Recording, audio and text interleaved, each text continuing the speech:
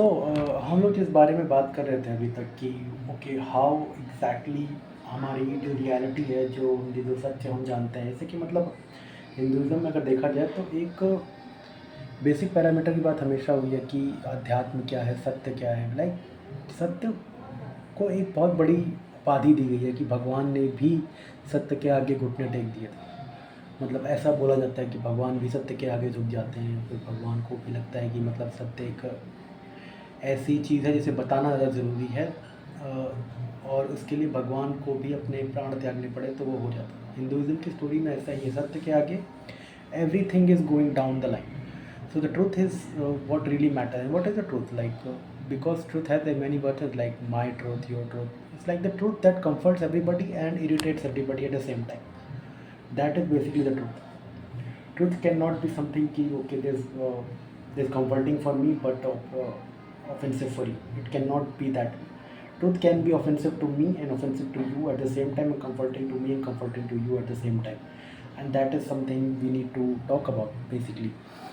So like the reality of the world is completely defined in that way, and I'm just talking about a psychological reality कि आपकी जो psychological reality है, इस psychological reality की वजह से आप अपने आप को इस वर्ल्ड में अपने आप को आप ओरिएंट करते हो, इस वर्ल्ड में अपने आप को आप थोड़ा सा अपने आप को ढाल पाते हो इस रियलिटी की वजह से।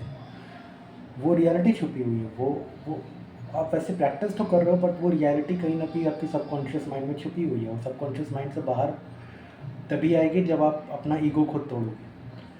So the point is basically that subconscious reality is the ultimate form of subconscious mind is the ultimate form of reality, and it has something to tell you, and you need to give up your ego and understanding of the world that you think you know, because on some level you have to find that thing inside your own psychological sphere, और else होगा ये कि इन दी and effect आप उससे होते रहोगे, आपको पता नहीं चलेगा कि क्यों हो रहा है, और आप इधर उधर ब्लेम करोगे, फिर then what, everybody dies one day, what's the point of blaming? So you need to understand that what your subconscious brain is. You need to understand what your subconscious reality is. Subconscious reality is the only thing we need to talk about for the next 10 to 20 years, because it has to come under the basic curriculums. The right move towards the subconscious reality should be the basic form of education, not the other way around.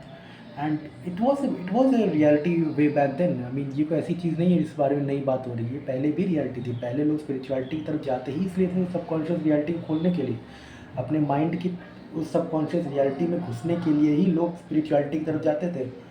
But with time हुआ ये कि चीज़ें अंधविश्वास से ज़्यादा समय ले लिया। अंधविश्वास जो था, जो ट्रेडिशन से बन के अंधविश्वास आया था कि ये ऐसे होता है, वो ऐसे होता है, वो अंधविश्वासों ने बड़ी परत ले ली, और कहीं ना कहीं जो सत्य था उसने बैक स्पेस ले लिया। अब क्योंकि सिर्फ ट्रेडिशन बच गए और वो सत्य कहीं चला गया, इस वजह से ट्रेडिशंस को ही रियलिटी मानी जाती है कि ट्रेडिशन है, किसी रिलीजन की ट्रेडिशन है, फिर हिंदुज़म के अपने ट्रेडिशन है जो ज़्यादा मैटर करते हैं। नहीं, हिंदुज़म के ट्रेडिशन उतने मैटर नहीं करते जितनी वो रियलिटी मैटर करती है। उस रियलिटी की वजह से ही वो ट्रेडिशन बन पाए हैं, और ट्रेडिशन कहीं ना कहीं उन ट्रेडिशन का काम होता है आपको उस रियलिटी से कनेक्ट कर पाना। क्योंकि हम लोग बेसिक नॉर्मल वर्ल्ड में हम लोग उस तरफ नहीं जाते हैं, तो उस तरफ अगर हम नहीं जाते हैं तो अगर बेसिक रीज़न हम नहीं जाते, अगर मेडिटेट नहीं करते 5 मिनट या 6 मिनट, प्रैक्टिस नहीं करते मेडिटेशन की, क्योंकि बेसिकली इंसान नहीं करता है, टाइम नहीं होता, या फिर उसको पॉजिटिव इफेक्ट नहीं दिखता है मेडिटेशन का, तो obviously for different reason people don't do it, and nothing against that, you can only opt out of meditation. So traditions has the responsibility कि वो आपको उस सबकॉन्शियस रियलिटी की तरफ ले जाए। But with time I think we traditions also have lost its meaning around it. It's in the practice वही है, तो practice वही है, तो उसका कहीं ना कहीं बेस वहीं पे बना हुआ है। लेकिन अगर हम प्रैक्टिस कर रहे हैं, जब हम लोग प्रैक्टिस कर रहे हैं, क्योंकि हम लोग उस तरफ नहीं जाना चाहते, इस वजह से वो ट्रेडिशन भी हमें खींच नहीं पा रहे इस तरफ। So I will say some tradition needs to go away. I mean, they don't make any sense, like I will say caste system and all that, they needs to go away. But the basic form of things like some of the practices, they are really there, which has which has root connection with your subconscious reality, and it has some way kept that memory alive, that there is something you need to figure out, there is something you need to find out within this lifetime, right here, right now. And if it is revealing itself, it will reveal itself to everyone. Because I don't think it will reveal itself to me, but it did on some level. And and I think if I don't think it needs a lot of push. I think it needs a little bit of understanding and little bit of basic, I would say, basic counseling. That's it. I mean, you just need to talk to each other. You guys just need to talk to each other about this thing. You should अकेले बात करके आप सीख सकते हो, but इस point के around अगर ज़्यादा लोग बात करेंगे then we will have better understanding of कि हो क्या रहा है एक्चुअली. क्योंकि इन दी एंड अगर ये रियलिटी हमें पता नहीं चलती है तो हम इसे पास ऑन नहीं कर पाएंगे. हम इसे पास ऑन नहीं कर पाएंगे तो ये कहीं ना कहीं अगले जनरेशन की जिम्मेदारी बन जाएगी कि उन्हें समझाना पड़ेगा, फिर उनके अगले बार की जनरेशन सुधरेगी इस बार हिसाब से. क्योंकि ये चीज़ सभी सामने आती नहीं है आसानी से, आपको इसको खींच के निकालना पड़ता है, इस बारे में बार बार बात करनी पड़ती है. It has to be in constant practice. तो traditions are one way which has been a constant practice which has a job of keeping the subconscious mind in presence. But I think क्योंकि traditions भी लोग कम follow करते हैं. I don't know lot of my friends of my age are going to temples and they going to temples but not on a regular basis, like for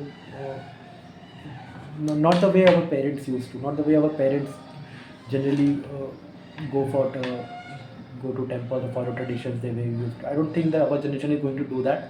So हमें इस चीज़ को psychologically समझ के आगे बढ़ना पड़ेगा दैन कि हम लोग ट्रेडिशंस के थ्रू, क्योंकि ट्रेडिशंस फॉलो हम लोग थोड़ा कम कर रहे हैं, which is not a good thing. और ट्रेडिशन की तरफ हम आएंगे पर पहले साइकोलॉजिकल अंडरस्टैंडिंग पे आना ही पड़ेगा, ताकि एक ये रहे कि हम जो फॉलो कर रहे हैं वो फालतू में फॉलो नहीं कर रहे हैं. हम कोई चीज़ अगर फॉलो कर रहे हैं तो हम उसकी रियलिटी को समझ के हम फॉलो कर रहे हैं. हम इसलिए फॉलो नहीं कर रहे हैं क्योंकि हमें बोला जा रहा है या फिर हमें एंसेस्टर्स ने भी किया था या फिर हमारे मम्मी पापा ने भी किया था. नहीं, हम इसलिए कर रहे हैं क्योंकि हम उसकी फंडामेंटल रियलिटी समझते हैं.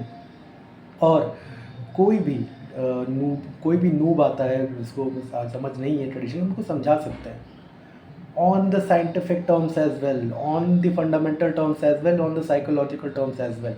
If we can't do that, then we cannot even convince ourselves, forget the other person. So it's just that. Okay, so yeah, I mean that is basically I need to talk about. I think with time और ज़्यादा बात करेंगे इस बारे में कि what is basically this subconscious reality. मैं इसलिए शेयर करना चाहता हूँ, इसलिए शेयर नहीं कर सकता क्योंकि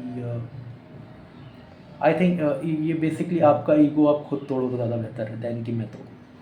आपका ईगो आप अगर खुद तोड़ो तो वो ज़्यादा बेहतर है आपके लिए दैन कि मैं तोड़ूँ. तो आई मीन मैं अगर तोड़ूँगा तो ब्लेम मेरे पे जाएगा. So that's why I am saying the break your own ego, ask questions, be curious, be very very curious, understand the nature of your mind, stay be surrounded around people who are actually interested in your curiosity. Be connected with those people who are interested in your curiosity. Don't be with people who are in static with their mind, जो इनका पूरा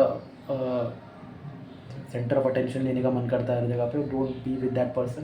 B with the person who are actually looking out for more understanding of the real world. That is what I would suggest you to do. Yeah, I mean, because in 10 years down the line you will see, I mean मेरी as के लोग को तो 5 साल बाद बदल जाएगा, और 5 years down the line the requirement of meaningful life or the conclusion of meaningful life will be demanded way more than it has been showing itself for the last 10 years. Like एक meaning की requirement हमेशा रहेगी in my generation of people, in the generation of people before me. एक meaning की requirement ज़रूर रहेगी हमारे लोगों के बीच ही, और अगर हम उस मीनिंग को शो नहीं करेंगे अपने तरीक़ों से या फिर अपने अंडरस्टैंडिंग से या फिर बात करके, then I think there could be chaos. So या I mean let's go, so start with that. Thank you.